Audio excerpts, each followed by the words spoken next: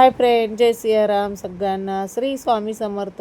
तर आज होती पौर्णिमा, माघ पौर्णिमा. म्हणजे वर्षातली ही आखडी पौर्णिमा म्हणतात की दारातली पौर्णिमा म्हणतात. गावाकडे शेतकऱ्यांचं म्हणजे ह्या पौर्णिमेपासून शेतकऱ्यांचं बरंचसं काही म्हणजे पूजा वगैरे केली जाते गावाकडे. अजून ह्याच्यातली डिटेल काही माहिती नाही मला. तर चला, पौर्णिमेसाठी मी काढलं होतं दरवाजावर स्वस्तिक वगैरे आणि छान हळदीचं लेपन वगैरे करून घेतलं. त्यानंतर दिवे पाजळले आणि पूजा अर्चा उरकून घेतली. सकाळी लवकरच आज उठले होते, म्हटलं लवकर उठावं आणि आज फॅमिलीसोबत बाहेर जायचं होतं. फॅमिली म्हणजे मावशांबरोबर, आईबरोबर, भावाबरोबर वगैरे जायचं होतं. तर आजची पूजा वगैरे कशी झाली हे कमेंटमध्ये नक्कीच सांगा.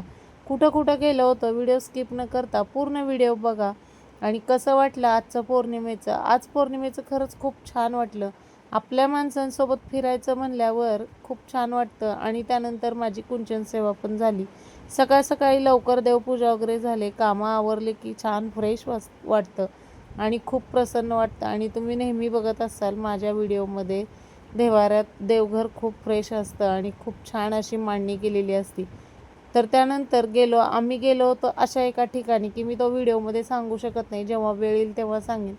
पण तिथं जायचं, एका ठिकाणी जायचं होतं, पण तिथं स्वामी समर्थचं मंदिर दिसलं. म्हटलं चला आज पौर्णिमेचं स्वामी समर्थांनी दर्शन दिलं. आणि मग काय वेळ न घालवता लगेच साहेबांना म्हटलं गंध लावून घ्या, स्वामी तुमचं रक्षण करावं.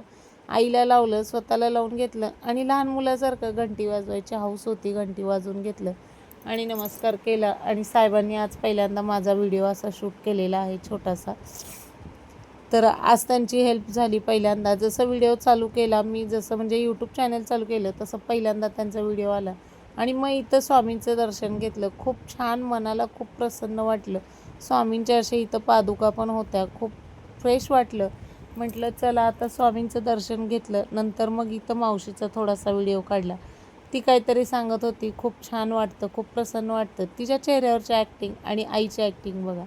दोघी बहिणी बोलतात आणि दोघींचे काहीतरी पॉईंट काढत आहेत साहेब. भाऊ आपला बहिणींचे पॉईंट काढत होते. तर खूप छान वाटलं सगळ्यांसोबत. आणि नंतर मग अशा ठिकाणी गेलो की आई तुळजाभवानीचं एक ठाणं आहे. तर ठाणं म्हणजे तसंच मंदिर आहे पुण्यामध्ये, भवानी पेठमध्ये. तर तिथं गेलो. म्हणलं चला तिथं जाऊया. छान असा तिथला पण एक व्हिडिओ काढला. तर आजही स्वामी समर्थांचं दर्शन झालं. काय माहीत, स्वामी समर्थ रोजच्या रोज बोलवत नाहीत.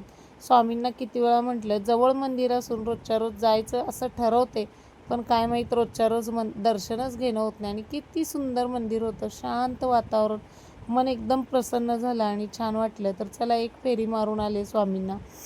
म्हणलं छान वाटलं. आता व्हिडिओ तर खूप छान झाला. हे बघा, साहेबांनी पण मारून आली फेरी. आणि हे मंदिराचं इतकं छान शांत वातावरण बघून छान वाटलं. मंदिरात स्वामींच्या इथे गेलं की खूप छान वाटतं.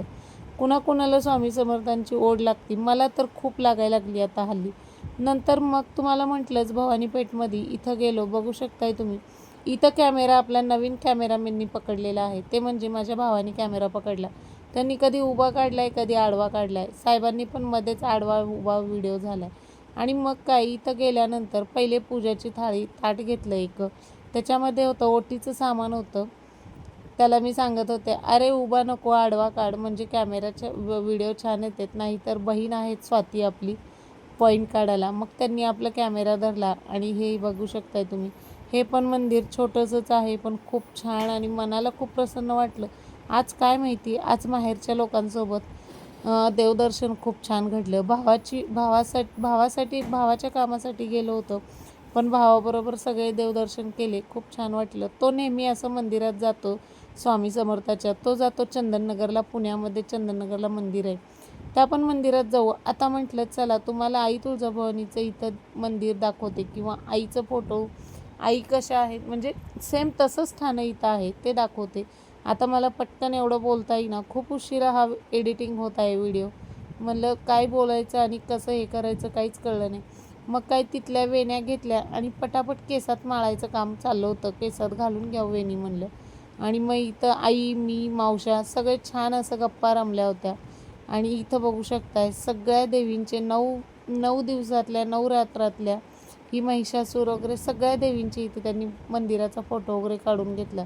खूप प्रशस्त वाटलं. आज सगळ्यांबरोबर फिरायला जाऊन हॅप्पी वाटलं आणि त्यासाठी साहेबांना जास्त थँक्यू म्हणते. आणि मग काय इथं गप्पा रंगल्या आमच्या आणि भावानी मग अशी केसात वेणी घातली. तुझ्या केस